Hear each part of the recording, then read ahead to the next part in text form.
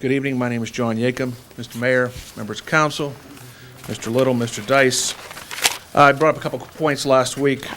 I'm sorry, let me back up a step. First of all, I want to take the opportunity to wish the veterans a happy Veterans Day. I'm sure you're going to do that in your closing argument, Mr. Mayor, but I wanted to take this minute to do that. Also, Mrs. Gatiss, sorry for your loss. It's always hard to lose somebody. Last week I asked a couple questions about the police department, and I think it may have been an oversight. I requested the information through the right to know process. I haven't received the information back yet, but it was stated that there are 8 patrol supervisors, and what I'm able to find is that there are 7. Previously, we've had 9 in the municipality. By going 3 per shift, I believe Chief Cole mentioned that each promotion is only roughly $2,000 from the patrol jump from the patrolman to the supervisor. There could be a significant reduction in the overtime. And the officers are there, they're qualified. They've actually passed the civil service exam from what I understand. So we would save tremendously in overtime as opposed to the mere $2,000 that we're paying out. The second thing was discussed was the task force reimbursement that comes in lieu of asset seizure money. The problem with the asset seizure money, as I see it, is that it doesn't go directly into municipal coffers. There's a limit to where it can be spent. We can't use it to pay the light bill. We can't use it to pay salaries. So if we put salaries out for a task force at overtime rate, we're getting reimbursed in a coffer that can't actually help the taxpayers. So it doesn't help balance the budget. The senior center, there was some information that was shared by the director of the senior center. She suggested that they're approaching 5,000 members. Today, Mr. Little provided the information that we're at 4,278, which is a far cry from 5,000 members. We have a budget of $485,000 that is paid for by our budget outside of the seniors council. That's roughly $113 a year per senior. Now, I mentioned last week at the comment section that it's the municipality's job to pay for required things like police protection, fire protection, roads, sanitation, other expenses that affect a broad group or broad category of residents certainly should be considered. And it could be argued that the senior center is one of those things.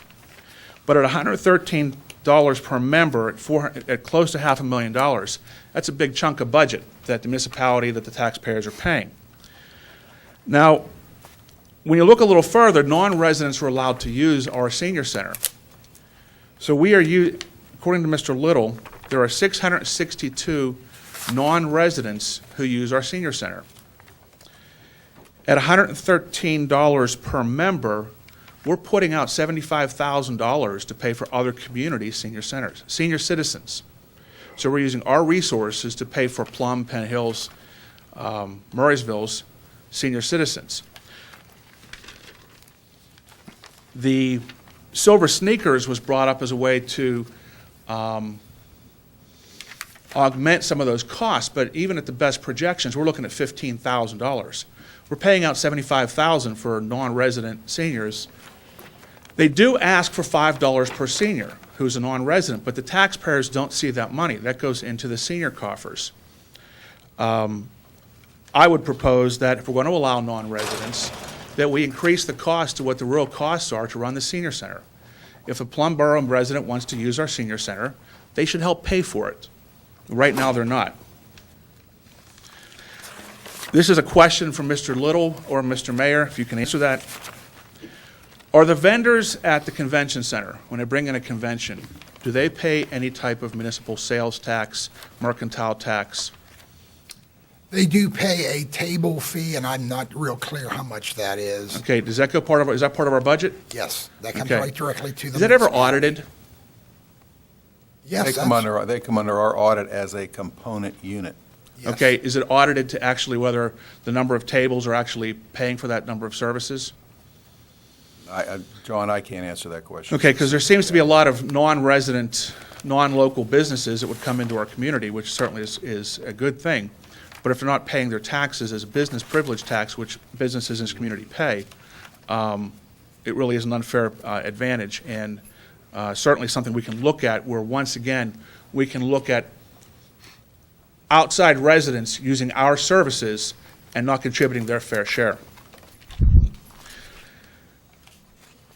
In summary, we have a police department that we're using overtime to help subsidize federal and state law enforcement. Certainly not opposed to that idea, but our taxpayers are paying that overtime rate.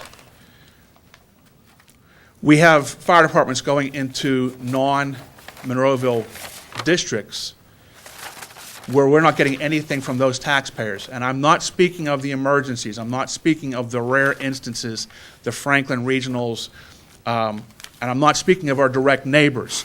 Certainly bordering communities have to share resources from time to time. But I'm talking about routinely going into communities where we have to cross a river and our tax dollars are being spent. And we have taxpayers subsidizing non-resident seniors. These are three areas where our taxes are being used, our budget is being used to offset services provided to other communities that do not provide direct tax benefit to us. These are not a non-resident business that happens to have a business in our community. These are people who are completely outside of our community, and we're providing quite expensive resources. We're providing resources that should be provided by the larger governing bodies, county, state, and federal, and we're subsidizing them as a municipality. I don't think that's reasonable. I don't think that's fair to the taxpayers. There are situations in our municipality where we're providing services that those governing bodies will provide us free of charge.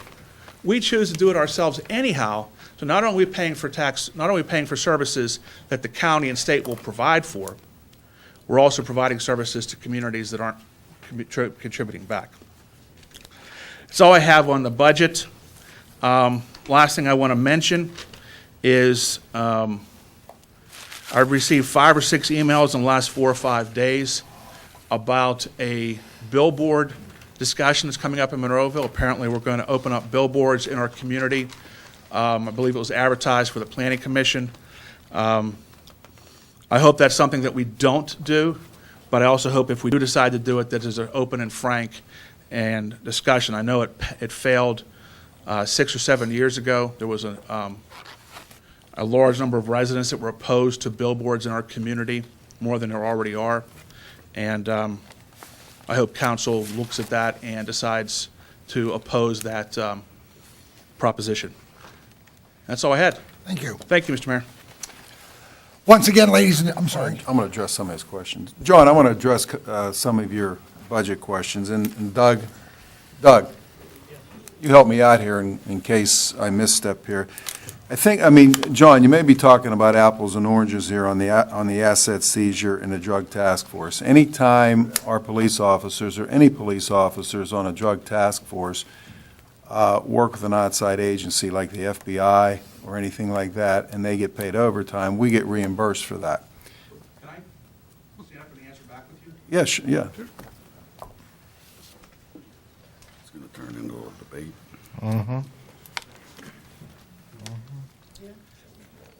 I don't want to take up any more time, and I don't certainly want to be argumentative, but that's not what the chief said last week.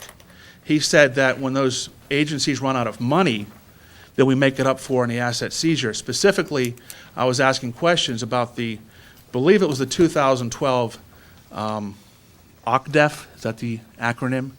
Overtime that wasn't paid for, or it wasn't submitted properly, and I asked last week. Apparently, some of that money, according to what the chief said last week, is actually not coming through reimbursement. I thought that's the way it was supposed to happen also. But I re-listened to the meeting, and that's not what the chief said. He said sometimes those agencies don't have the money to pay for the overtime, in which case they make it up with asset seizure money. And the problem with asset seizure money is it falls out of the control of the elected officials. It falls out of the taxpayers' control. And there was actually an article, I believe it was the Tribune Review. No, I'm sorry, it was Heritage Foundation today. The Heritage Foundation today put out a story about all the shenanigans that occur with asset seizure money. And they're outside the control of elected officials. So that's what I heard last week. So correct me if I'm incorrect. Well, I mean, first of all, as far as the asset seizure money, I mean, that's any monies that come into this municipality are under the control of this council, Okay? okay? So there's a budget, there's a line item that shows income from asset seizure and expenses from asset seizure? No, there's a separate fund there. That's not Okay. that's not in the general fund, the asset seizure. But But anytime it's you, outside of the normal budgeting process. well, that's true. So we yes. can't use it to pay for police officers, roads, parks and recs. There are limited Okay. items that you can spend out of the asset seizure, that's So correct. if we generate 1 hour of overtime for one of our detectives working a narcotics task force, and that generates $100 of overtime and benefits, we pay that $100 out, comes out of the general fund, but then the money comes back in an asset seizure reimbursement. We can't use that to reimburse for that expense or for other municipal. Well, maybe the chief decides to buy radios with it. Which, That therefore relieves the budget of buying radios. Well, that's fine, except the chief is an elected official, and the budget process sets out the priorities of what should or shouldn't be purchased through the municipality. I'm not a big fan of government. Most of you are probably well aware of that. But at least we get a vote. well, At that's least we not- get at least it's a democratic process. Okay, and your point's well taken. That's on the list of bills. If you use Ron Harvey's example here, that would be on the list of bills, buying that asset, buying the radios out of the asset seizure. That would be out of there, on the list of bills. But we're still using the money that would be better, that the council may choose to use for our parks program or for our road program. It's still being spent out of the police budget, and then we can't, when the money comes back in the asset seizure, we can't use it. Believe me, John, I appreciate what you're saying, but I can tell you that asset seizure fund has saved this municipality a lot of money Okay. within the police department, if you will. There are certain things that they can do with this, as Tim said, Yeah. with the asset seizure money, and it has to be police-related, and there's only certain things they can do. Believe me, that saves this municipality, you and I, as taxpayers, That's why I'm asking the money. question. It does. It does. And it saved a lot over the years. In the 7 years I've been here, it has saved us a ton of money.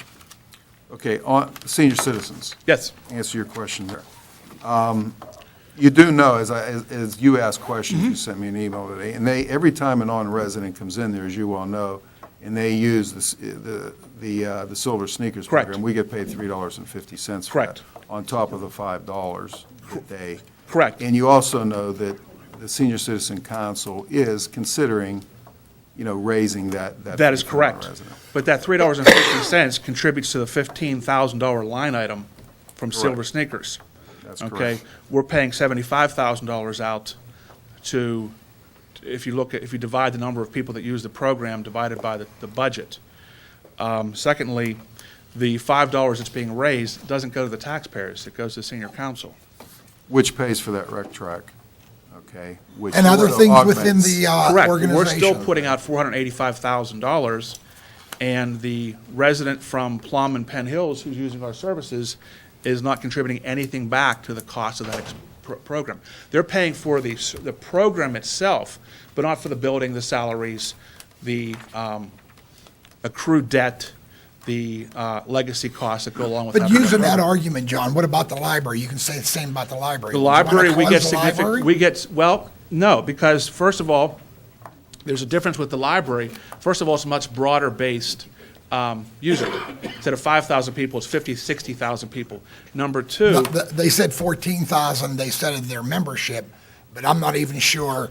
I'm sure they still have me on there, and I haven't walked in the library in many years. I mean, my But- kids no longer go to school, but it's a good what I'm I saying is, understand that, the but senior we center get- as well as the library are but we good get, projects. we get federal and county money to run that program specifically because we allow non-residents to use it. Right, but we still And if put the we lion's prohibit, share in. and if we prohibit them using that, then we'll lose that. And granted, it is the lion's share. Of what we put in. No doubt about it. It's the lion's share. It is a huge sum of money. It's not $15,000 and it's not $3,000. It's a huge sum of money. If my memory is correct, it's in the tune of $300,000 and $400,000. I could be mistaken on that, but that's just what jumps out at me. It's a huge sum of money where we receive as a regional asset tax and I'm not sure if it's federal contribution or not, but I know for sure it's regional asset. So it's a little bit of a different story. You're comparing apples and oranges. Well, and I agree with you on it, but what I'm saying is they're both good amenities for. I just think that we Monroe. should look at situations where non-residents are using our products and not paying for them. I think the senior center's doing that. Thank you. Once again, ladies and gentlemen, I'll leave it open for public comment. This is your